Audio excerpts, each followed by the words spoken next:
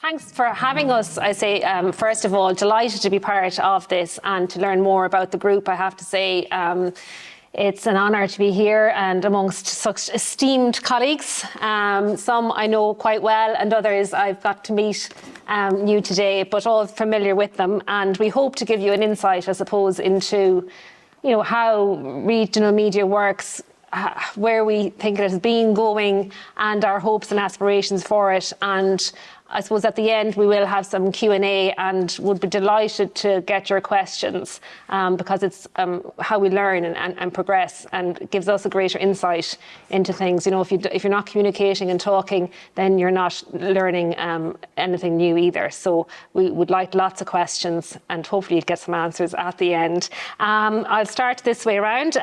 So we have Dave O'Connell, who is the group editor of the Connacht Tribune. We have Rónán O'Donnell, who is of Coimisiun Man. He is the Media Development Commissioner. And here we have Martina Byrne, and she's the Chief Executive, and I have to look at this in case I get my letters mixed up, the PRII. And Alan Esslemont, who is Director of TG Cahir. And I won't say whatever people say, in case they don't know how to say the TG Cahir. We won't go into that yet, Alan. But yeah, so we're looking at the future of media. I suppose it's something that is a topic that's been dabbled around for the last 5 years. I was on the Future of Media Commission, and that gave us, unfortunately, took place during COVID, so we missed out on this kind of interaction. But it gave me a great insight into the things that people are finding challenges with, or difficulties with, or their aspirations for it as well. And I think the whole agreement was that regional media in all its forms, it's written, published, it's audio, it's TV, it is all about the communities that they connect with, and I think we've got a great representation of that here today. So Rónán is our Media Development Commissioner. Can you tell people who might not be familiar, I suppose us in the media are familiar with what your task is. Can you give them an insight into what your role is and how maybe the general public might interact with you? Absolutely, yeah. Thanks for the invitation. So Coimisiun Man was established around 15 months ago. It took on the functions that the Broadcasting Authority of Ireland had before us, and it also expanded to take on new functions as well related to online safety, platform supervision, and things like that. So a lot of our work in the first year has been developing an online safety code and implementing the Digital Services Act. That basically means that it's Ireland's efforts to make the platforms more accountable for their behaviour. And where we come into the story is to try and effect change across that area. But one area that's been expanded significantly as well is the area of media development. So in Coimisiun Man, we have lots of different areas that deal with the development of the media in Ireland, from licensing for local radio stations, from funding through sound and vision schemes, through journalism schemes, which we'll talk about later as well, I hope. And we have a sponsorship programme, sector development programme, and we also investigate complaints that people might have about broadcasters. So it's a very diverse and wide-ranging area. It's quite critical. We're under no illusions about the challenges faced by local and regional media in Ireland. The Future of Media Commission made a number of recommendations which were published a couple of years ago. A lot of my job basically is to ensure that those recommendations get implemented. So that's what we're hoping to do over the next while. I think in a more general sense as regards the future of journalism and the future of media, it's important that we recognise the challenges. And I can remember days when people would be queuing outside a shop in Carrarua waiting for the bus from Galway to come out to get the Connacht Tribune. So we've moved, and now it's a completely different environment that we're operating in. It's important to kind of recognise that and to recognise those challenges. But I think it's also true that the fundamentals of journalism and what journalism should be about, and reporting in the media, that hasn't really changed. It's about what happened, I was there, this is what I saw. it's more about the platform on which we're getting it. And I think if we can focus on not so much the future of journalism, but the future of how we're going to consume it, would be helpful as well over the times ahead, I think. So. Thanks, Rónán. And just mentioning there that that journalism hasn't changed. Dave, I'll go to you. Do you think, and I suppose we're in this world of, we get a lot of PR stuff now, and there is the temptation that publications and online platforms are merely just reproducing PR content and not original content. Is that a challenge? Is that a risk? What would your view be on it?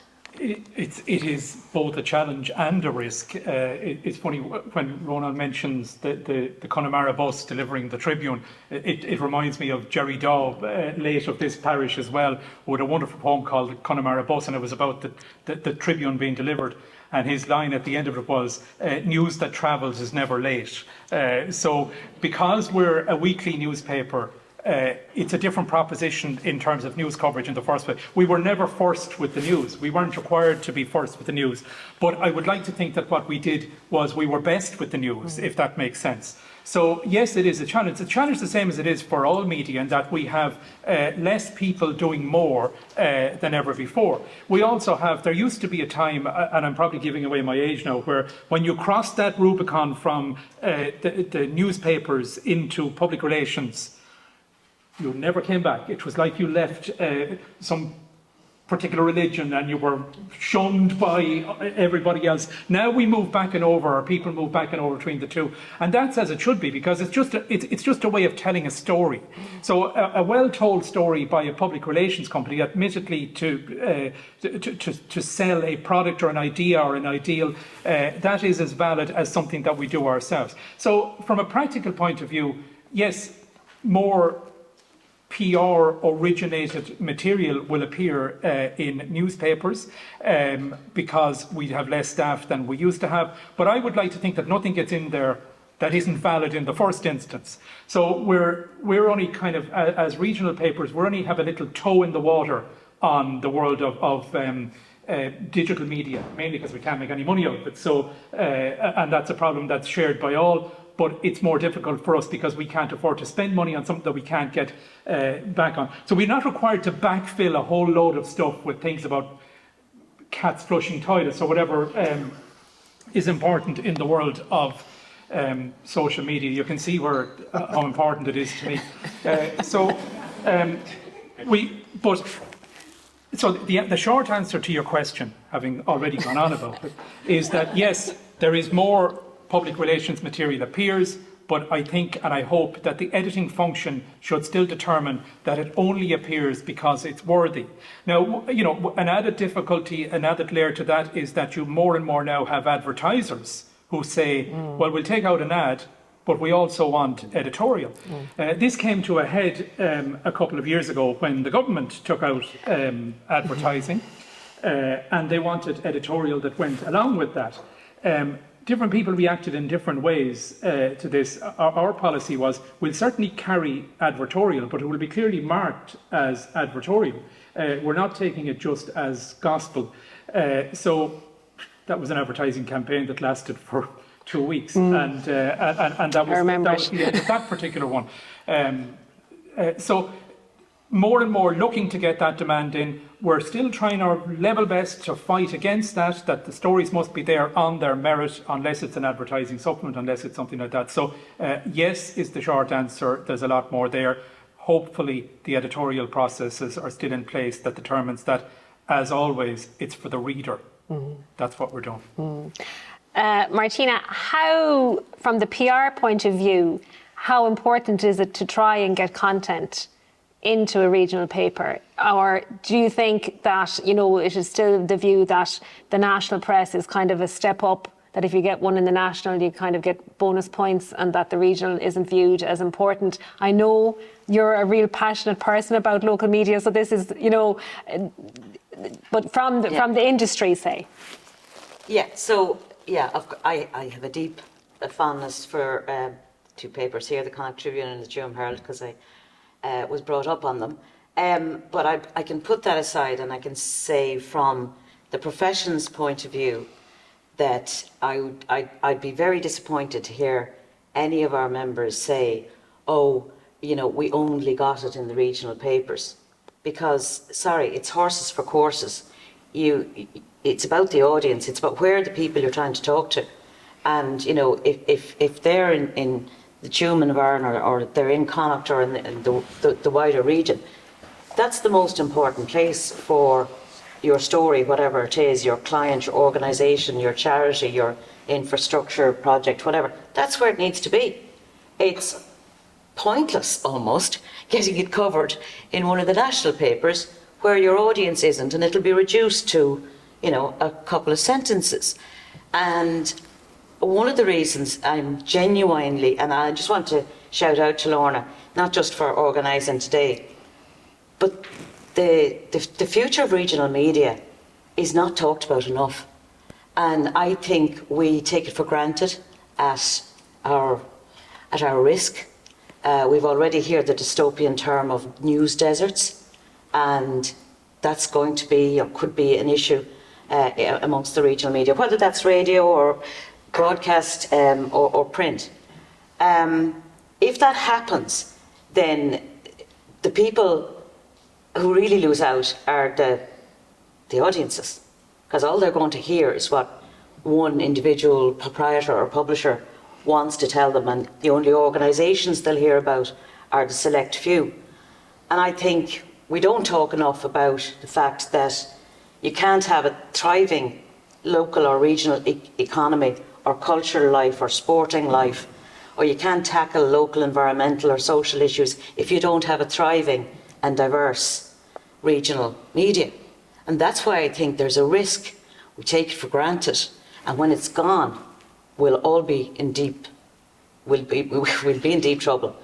And just to that point, so you're to the point.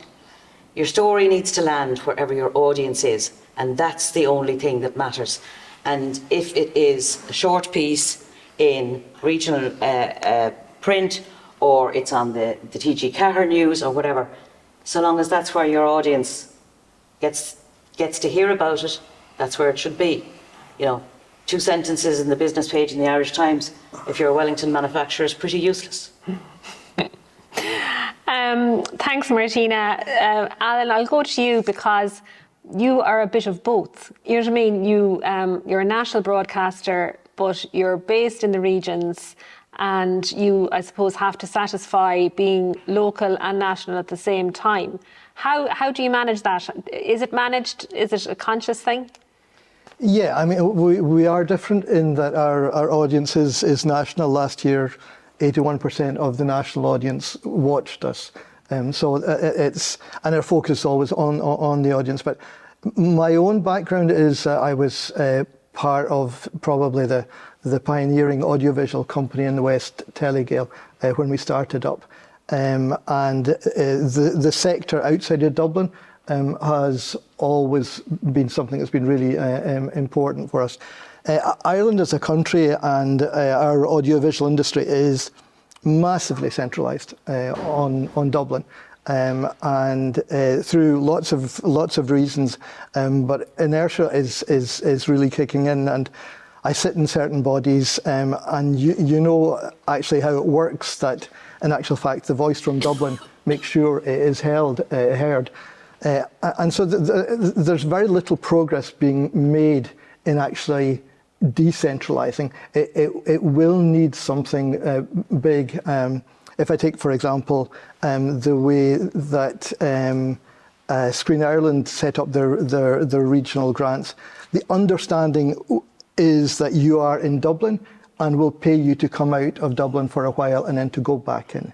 And that is creating we haven't the opportunity to create at present the kind of clusters that we need, especially along the West Coast, where you have actually an industry that is functioning, that can serve itself and then can go to Dublin if it needs to, or if it wants to. At present, it needs to go to Dublin, and it does go to Dublin.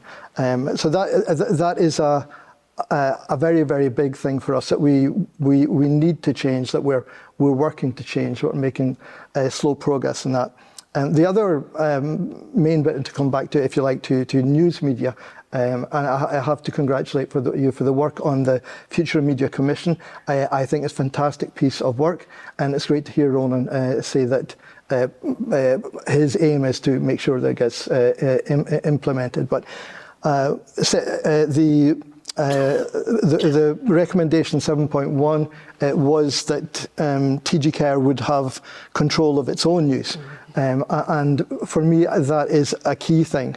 It's key for the upcoming Media Freedom Act from Europe. I just must stop. Alan, you just might explain to people who wouldn't understand that you don't have control of your own news. Because, I understand why, or I understand, but maybe everyone doesn't actually understand what you mean by that.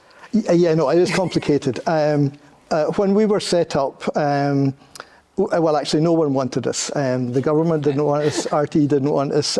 If you listen to taxi drivers, people said, "Look, no one's going to watch this thing."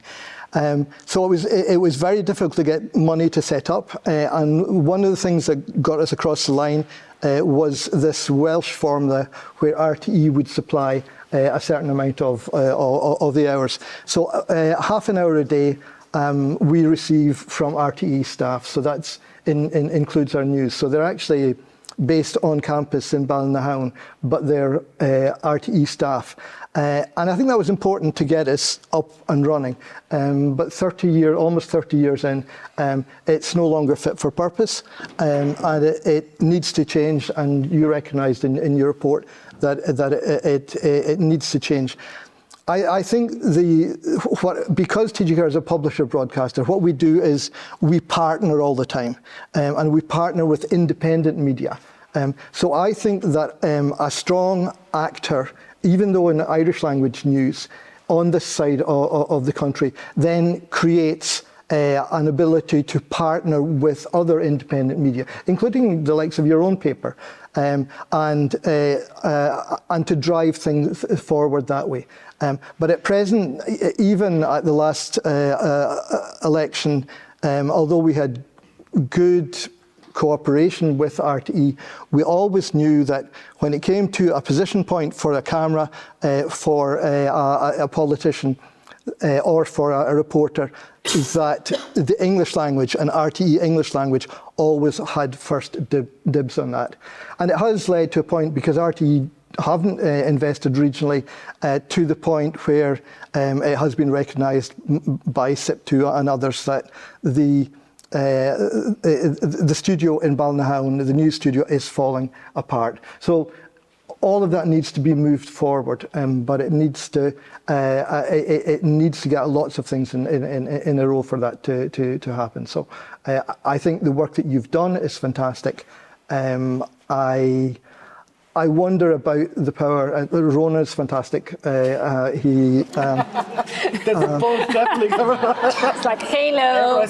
No, it's okay. Right. I was at a meeting with Jeremy Godfrey, who's the chair of Coimisiun, and we were not 5 minutes in when he said, the view of DPER. So DPER is the Department of Public Expenditure and Reform.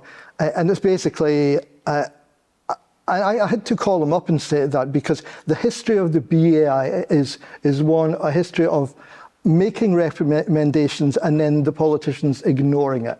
And I think that the big question coming up for Rónán and his colleagues is, who is the regulator?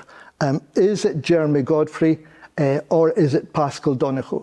And although, unlike English politicians, I'm not a betting person, I'm putting my money, unfortunately, on Paschal Donoghue. I do think that the regulator needs to be strong, especially at this point. You have a fantastic report. It needs to be implemented. Paschal Donoghue, I think he was on Morning Ireland this morning saying that news is coming regarding the new revamped licence fee, but money's short. Yeah. Money's desperately short. The money it takes to fix our sector is tiny in the context of the Irish economy. What has been desperately short is not money; it's political will.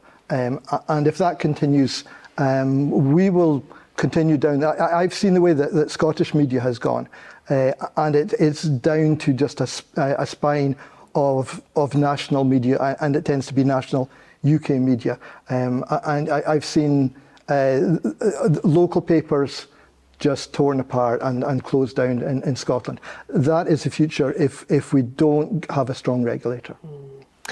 Dave, can I ask you, and Rónán as well, because there are schemes coming up, and one of the recommendations in that report was to kind of try and give aid in as far as possible to different sectors that were finding challenges. The schemes are probably being rolled out a bit later than we had anticipated. But, you know, Dave, and social media regulation, social media isn't really regulated compared to publishers and radio news and current affairs.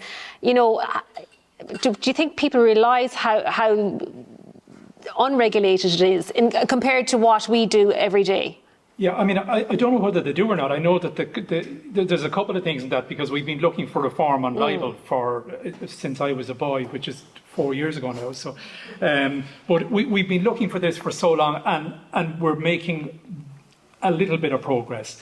In relation to the schemes and the two, Rónán will explain it much better than I will, but in a nutshell, it is funding towards the coverage of local democracy, as in council meetings, and the coverage of courts. And I, hand on heart, when I heard this, look, in an ideal world, what you want, and might as well be honest, you want money with no strings attached. You know, there's no point suggesting, oh no, God, what we'd love is loads of regulations, because you wouldn't. But that's not coming your way. So initially I was quite sceptical about this, because the money will allow us to have a person covering courts and a person covering councils. And there are a million reasons why this won't work. But the reason that it will work is that I know that both of us are coming from the same perspective on this, in that the government, and this came from genuinely from the grassroots, from the rural politicians that know the value of local radio and know the value of local newspapers, and the Eamon O'Queeves of this world, who couldn't care less if he never appeared in RTE again once he continues to appear on TG Cahir. So they know the value of what we do, thankfully. So there is a willingness to help us, but there must be rules that go around this. And the reluctance then, from our point of view, and it's a genuine one, is you don't want to be seen to be bought. Yeah. You don't want to see your coverage to be bought. Obviously, within our area, we only have 2 local authorities. One of them, so they remain nameless, and they both get in the frame on this one. One of them withdrew their advertising promise before because of the critical coverage that we gave their proceedings. That was a price we were prepared to pay, but it's a hell of a price to pay. And it would have been an initial fear that if council coverage was dictated because it was funded, does it become an exercise in stenography? I am now fully reassured, and I know this is not going to be the case, that it is a genuine effort from meetings with Oireachtas members to want to help us, but an inability, quite rightly, to just throw money at us without strings attached. So it will mean that ultimately the coverage of councils and of courts will be ours initially, as in ours, the particular newspaper involved will be ours initially first. And 7 days after publication, it is available to everybody. It goes up on a central portal, so you don't have to buy the newspaper. You'll be late, although as Jerry Dawes' news that travels is never late. But you'll be later to the table than you would otherwise be. But that is our part in this process, that it will be put into a public domain, other than our own. And as I say, just even talking briefly to Rónán before this scheme hasn't come yet. Part of the reason it hasn't is honestly our own fault. There is a reluctance to say, how are we going to get through all of this? And there will be difficulties in this, but it is a willingness on both sides to see how it works, a willingness on both sides to see how it needs to change, and ultimately a way, if you ask the general public, would you miss the coverage of county council meetings if it wasn't in your local paper? Honestly, the answer would be no. And then somebody rings up and says, why have they closed down that bloody road that's gone down past my house, and how come nobody cuts hedges anymore, or all the other stuff that goes on, or how come there's a housing scheme or whatever is going on there. Say, well, we don't cover that anymore because we don't have the funding to cover local authority meetings. So the public information there, court coverage, honestly, there used to be an old line that there's only two approaches to a newspaper. There's things that you want to get in, which is most people want to see themselves in photographs, and the things you want to keep out is when if you appear in court. It's not inevitable. Not always when. But so it is all of that, and that is very expensive to produce, because if we send a reporter to cover court for a day, that there may be nothing. 2 short bits out of it, there may be nothing, or there may be enough to fill the entire newspaper, but it's the same cost that's incurred every day on that. And the days that we miss them, because we do miss them, we've had a significant reduction in our staff numbers. Honestly, the guards will ring and say, you had nobody in Loughrea Court today and you missed a great case. We can't spread ourselves that thin. And I mean, very often, it's the only price that these guys pay is that their name will appear in the local paper, because they're often back home before the guard is finished, because there's nowhere to put them. But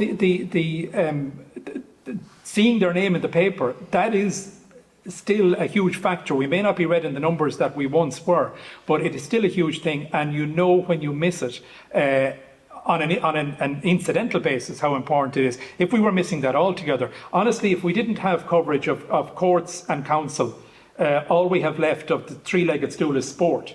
So, it would just take away a huge raison d'etre for starting all of this 200 years ago, 110 years ago. All of that network of local papers would be gone. And also, I think, Dave, I remember during the commission, I was trying to explain that these skills of actually reporting on the court, reporting at local authority meetings, are being lost. And, I know, the university here has some great journalism courses, but a lot of graduates now do not have those core skills. They're coming in, have never been at a county council meeting, have never stepped inside a court, do not realise that they can't turn on their iPhone and record the proceedings there and then, and it's quite a shock to them. And that takes more training, and every job is trained, but you will also lose that skill as a journalist, and those skills can be brought everywhere with you. Once you can report on a court, report on a county council, take a note because you can't record it, like they're intrinsic skills. It's the spine of the newspaper. It's the spine of the newspaper, the coverage of court, council and sport. You cover it. It's also the ability to listen and realise there's a bigger story not in court, you stick with the court on that, but in council, that there's a bigger story in this, and you go out and you take it on to a different level. Yes. And it's not unique to newspapers. I mean, it's what television, it's what radio does as well. You humanise the story is the phrase on all of this. But you're right. I mean, not just this university, no journalism course, as far as I know, does shorthand anymore, which is astonishing. They just don't do shorthand. And you're right, they don't understand why you can't take out your iPhone and record this. Yeah. You do it once, you won't do it twice. No. Because not just your phone will be taken off you, your laces and your belt as you're on your way into custody will be removed from you as well. But so that is the skill of reporting. We can elevate this to journalism and talk about all of that, but we were always taught you're a reporter, you report on the facts, and that's where it begins and that's where it ends. You mentioned there about not getting to the courts and, that someone's name might not appear in the paper, but, I think sometimes as well, from our point of view, we don't have the resource to cover circuit court, and circuit court is included in these court cases. And I remember debating the schemes at the commission before the report was finalised, and some of the members wanted, can we not just put courts and local democracy into one scheme? Would that not just sort it? I was going, there are two very, very different things. Plus, they happen at the same time on the same days. You can't pick and choose when these events happen. Like a lot of the district courts will take place at the same day that there could be another local authority meeting going on. They are two very different things. But also I noticed from that we are now getting contacted by victims who we haven't managed to follow the case from district court to circuit court, and their story isn't being told either. Their voice is being lost because we can't get there. And I think given the national story over the last few days, the last number of regarding assault, that it's not just about who was sentenced, it's about the whole story. And, if you lose that, we might have 3 PRIIs before a person is brought up and gone to a more serious court for a serious assault, and then it's lost, they kind of disappear. And hopefully, Rónán, you're going to bring us good news that these schemes, because I think they will also really help the local radio sector, which really finds it very challenging to cover courts. It's too resource heavy to send out a person to cover a court. And having worked in local radio myself, you just couldn't afford to send a reporter to court all the time. When are they coming, Rónán? So early July, so hopefully in the next few weeks they'll be going out for applications, and we hope to get them up and running by year end, so October, November. They'll have the money started to be distributed.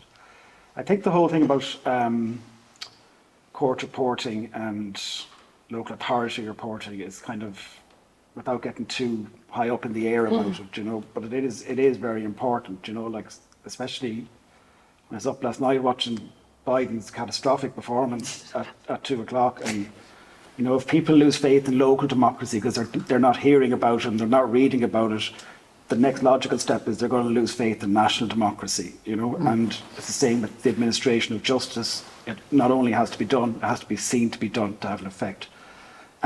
So that they are very important, and they're also very important then from a different viewpoint to help support the media industry in Ireland, which badly needs support. The question, I think, of the uncomfortableness that's there of taking money from the state, if you like, is obviously really central to how we hope to administer the schemes. I think it's part of the reason that Commission Amount is there, that there's an independent agency stepping between government and the media. It's very important that's there. To come back briefly to Alan's point about the regulation, we are kind of unique in the sense that we're a regulatory agency and we're also a media development agency. The fact that they're both in the same organisation, it's not necessarily tricky, but it's something that has to be managed and worked through. We had court cases recently with Reddit and Tumblr in the High Court, which we won, which were our first cases. Basically, we designated them as video sharing platforms. And the easiest thing in the world for us might have been to not designate them or to push it on the long finger and, do it next year or whenever. But we didn't. We sat last Christmas, we had meetings Christmas Eve, New Year's Eve to get this done by the year end. And we took a decision to designate them. And now they're designated. So we intend to continue in that vein, to be fearless in our regulation, to be independent of government, and to take brave decisions when they have to be taken. So I would just like to try and help assuage your concerns about that. So the schemes then themselves will kick off 9th of July, we hope, or maybe around then they'll be open for people to apply. We're all putting that in our diary now. Yeah. So in the Future Media Commission, they recommended that there be various schemes to help promote the media in Ireland. So there's local democracy, court reporting, digital transformation, news reporting, community media, and access and learning. Where I want to get to as a commissioner, where Commissioner Mann want to get to, is that we have more authority and control over that fund and those functions ourselves. At the moment, they're run on an admin basis. So the minister provides the money. The minister decides what schemes essentially are done.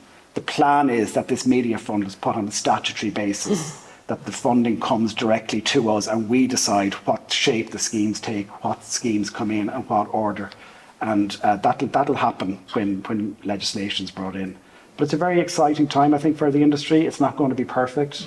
But the idea is that there'll be boots on the ground, that there'll be reporters in at these meetings reporting for people. So hopefully they'll go well. And I'm writing down 9th of July again. But leave it. Martina, sometimes, the relationship between PR, communications, marketing people and the journalists, it's kind of like a love-hate relationship as well, isn't it? Are there things that you would like to vent to us as an industry? Because like we were well used to kind of You're saying, on the clock, Martin. you know, we're like, oh gosh, you know, yes, we got the email, and no, don't ask me if I got the email. I don't know if I got the email, but yes, I got the email. Thank you very much. What would you like to vent to us? Before she does, I'm going to vent towards you. Sad or not, but I think what's very interesting, the amount, the transfer over from journalists into the PR industry is something that's very worrying, I think, for the industry as well. You know, it was uncommon enough when I started in journalism, and I have seen brilliant journalists, great news hounds that I worked with, that had good jobs in the Irish Times, the Irish Independent, and at the flick of a switch, they were gone once the offer came. And, you know, I'm not saying it's a great industry to work in, it obviously is, but like from a journalism point of view, and I'm sure in local media, regional media, it's the same, to hang on to these people. Do you know, it's very tricky. Anyway, sorry. We're not mad about it either, Rónán. And I think it harkens back to a time when the world of public relations was purely about media relations and purely about writing and purely about little black books and contacts and nudge nudge and wink wink, and Dave will cover my story, you know, Dave. And that's a thing of the past. And there is a little bit of silent resentment when we see somebody taking on a role which we believe requires, you know, somebody who can think strategically about communications projects in the long term and building up an organisation's reputation in the long term and brands in the long term, who, as far as we know, is maybe a great investigative reporter or political analyst, but has never sat down with a business plan or a big infrastructural project and figured out how to work through everything from the community relations to the politicians to the planning tribunals or whatever. Do you know, so, but that said, you know, we're trying to be as welcoming as we can when they come. And the same goes, to be honest, for the special advisors. Like, I mean, I do be a little bit concerned about the move into special advisor situations, because I think they're hugely powerful roles. And I'd kind of like to see a bit more heft behind some of those appointments, if I can say that in this room. What was your question? Oh yeah, the love-hate relationship. Yeah. Now we can say this within these four walls, okay? You are being filmed, though, when but it's we fine. go out into the public, be sure, if you're a journalist, to say that PR people are all for the birds, and PR people, be sure to go out and say journalists are rude and ignorant, whatever else. Okay, but that's only for public consumption. When we're at home together between us, we all know that we, PR people, cannot function without a thriving media. The reason we can't function without thriving media is, if I'm doing communications for a charity or an infrastructural project or, you know, a TV station, I have to reach the audiences of that organisation. To do that, I need to find a way to the media that they like to consume and enjoy. So, there's something we didn't touch on, and I think we should mention it. I mentioned, and you, David, yourself and Rónán also picked up on it very strongly, which is that, you know, without local court reporting, there's no sense of justice being seen to be done. And in the absence of that is a dark place. Without local authority reporting, there's no sense of local democracy. And again, if we lose that, to Rónán's point, we lose trust in the greater national democracy and indeed international democracy. And two positive things I wanted to mention about these horrible people in the media is the hard facts of the research studies show that regional and local media is trusted, and that goes for broadcast and print, has trust ratings up in the late 60s and early 70%. That's phenomenal in across Europe and even within our own media infrastructure, that local and regional media are trusted that much. And one of the reasons they're trusted that much is that you do cover the county councils, that you do cover the local sports, that you do cover the local criminal system. But you also cover the local economy and the regional economy. And again, our members work for private sector, public sector, large and small, multinational and, you know, local organic farmer. And in order for them to be able to tell their audience about their products or their services, they have to be able to talk through the media. Now, I get very uncomfortable when I hear words like advertorial being discussed, because I think it's not a child of either advertising or PR. If you want to talk about why people should come to the Galway races this year, or send their students to NUIG, then you should be telling a story, and that can't be fit in a colour debate in a magazine. It should be a proper in-depth argument. I don't even like the word story, actually. Argument as to why, you should think about doing this or going there or voting for this or watching that or, buy a Taylor Swift ticket. So I think we shouldn't underestimate the importance to regional economies of there being a thriving media as well. And I understand why journalists get annoyed by PR people. I get annoyed by them myself all the time.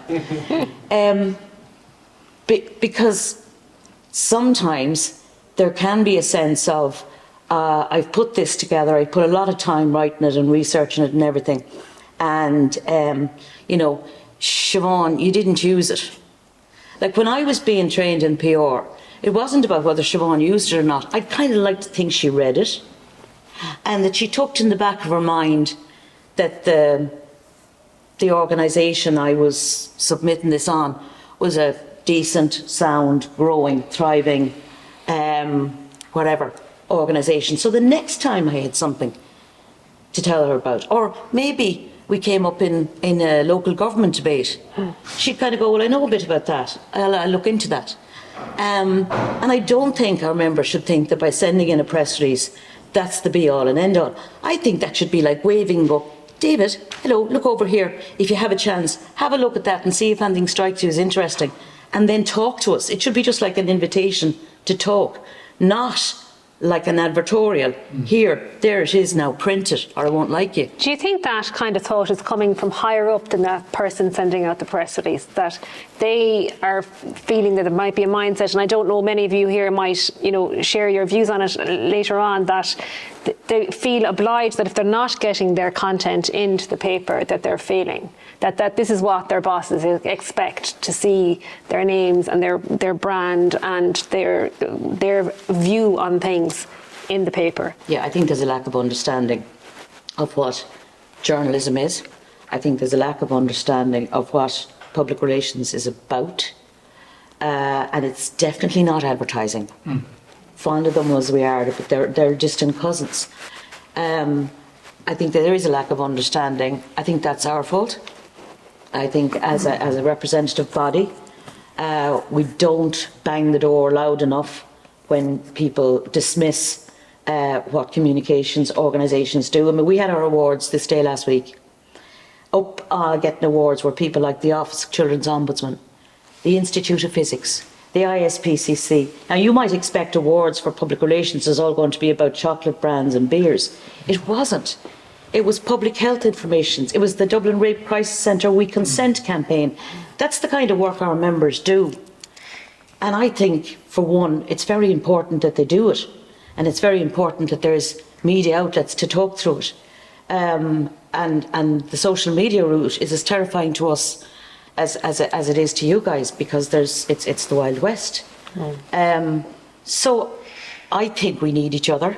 I think sometimes we both misbehave, or at least we have greater expectations of each other than we should.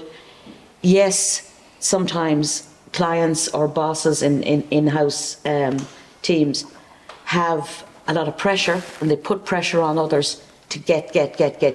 I don't think that's unusual in public relations, but compared to any other organisation, I think there's a lot more pressure now. Deliver in the short term.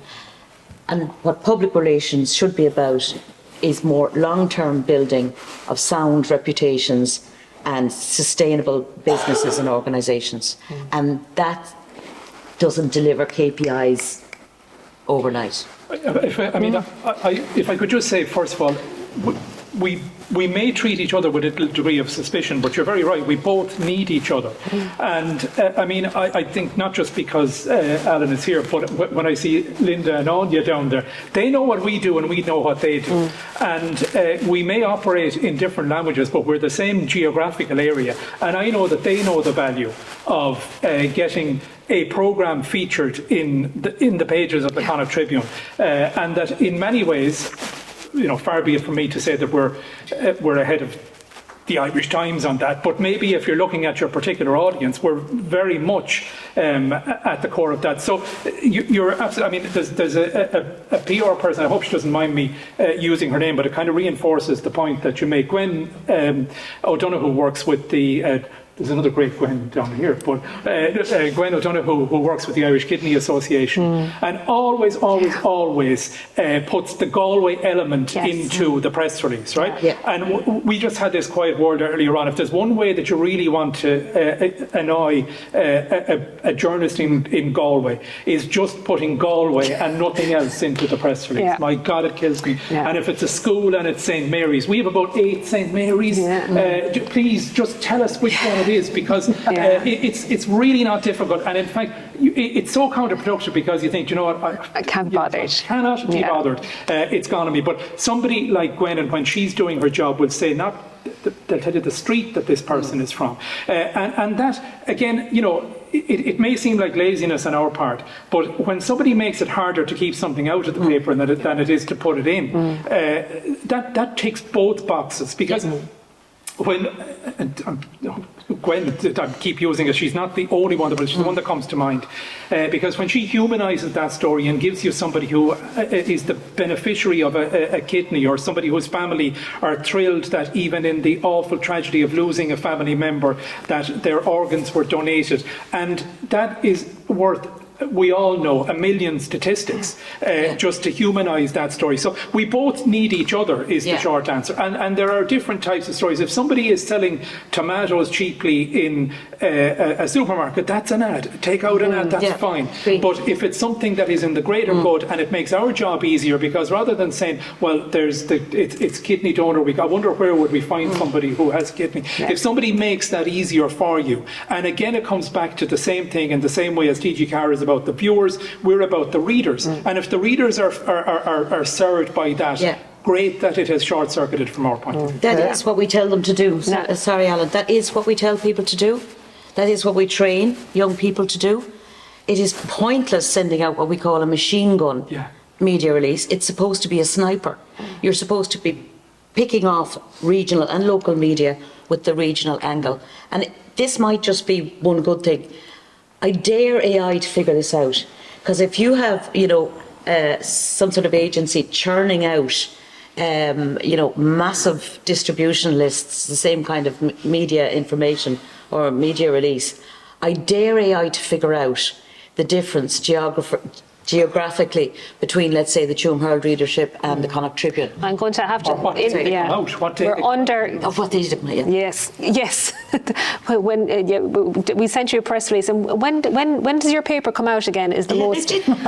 Yeah. Anyway, we'll leave that to the Q&A. Post me a copy of the paper if you appeared in it. No. Alan, we haven't really spoken about language, and we are operating, and I know we're under time pressure here as well, and we will. We're probably over time already, and we will have a Q&A, I promise. If you don't mind hanging on for a few minutes. The language, the Irish language has, it can be so controversial and so loved at the same time. It is another love-hate relationship. How do you see that? Is it on the up? Do you see more people tuning in because of it? But I suppose because of your diverse things that you show, and sport has become a huge part of that, and you're giving people sport no more than the local papers, that they don't get to see anywhere else. You even have it on YouTube. I remember watching one of our local teams on TG4 YouTube, and I have to say I was so thrilled because it was raining and I was at home watching it on the telly and not on the sideline. But you're giving that. We are. I have to agree with Dave on this symbiotic relationship between TG4 and especially the regional and local media. I think it already exists. My strong case for a strong no TG4 would actually be the development of that relationship, because it actually really works, because our job is to do media through the Irish language. Your job in general is to do media through the English language. And I do think that there is a way that we can work together. No TG4, I mean, television is expensive, so our budgets are big. I mean, the Welsh broadcaster is 120 million, which is, we have 60 million. But it's an area where we could work with regional and local media. A strong functioning no TG4 would reach out to the media that it knows that it works with already. And we work with you at present on programmes, but I think we can also work with you on news and on media. And then when that's complemented by Rónán schemes, we could work with you in areas that you're not going to get money from Rónán for, like, for example, sport and things like that. And I remember, like, way back in the day, it was Cathal Gowan's vision that we would actually have news from all over Ireland, like, and it wouldn't be centralised in the way that the RTE is. I've worked with the BBC, and I know that BBC doesn't partner well. I work daily with RTE, and I know that they don't partner well. But the core of the DNA of TG4 is to partner with external partners. And I do think that if we can persuade the regulator to invest in a strong, independent, no TG4, that will actually strengthen local and independent media throughout Ireland. And that would be one of our aims. So I think, and yeah, I mean, is the Irish language on the up? There's a generation that's over 45, and you're all under that, that still hates the Irish language. And you can, there are certain people in general. It's all because of PEG, Alan. I'll just give you that. It's just because of PEG. But in general, the younger generation, like, and I'd say like Jack Chambers is just on the edge, like people who have actually grown up as politicians, and TG4 has always been, it has been different. But last year we were at the Oscars, and you could actually see the importance of the prestige for the Irish language. And we've argued all the time that investing in TG4 is investing in prestige for the Irish language. Irish language has died because it lacked prestige. There's an opportunity to drive that forward, but there's also an opportunity to work with English language media from the regions and drive everyone forward. I'm going to end this because we need to get on to the Q&A, and this will be the last one, and I'll push it to perhaps Dave and Rónán. There is always in the report and the schemes, they're kind of, edging, collaboration has always been put forward, and I know traditional media are like, God, the last thing we'll do is collaborate with you. You'll take it, you'll steal it, you know what I mean? But is that doing things in a different way, Dave? Is that something we're going to have to kind of embrace more and not see them as competitors, but colleagues and cooperators against maybe the community news that is unverified?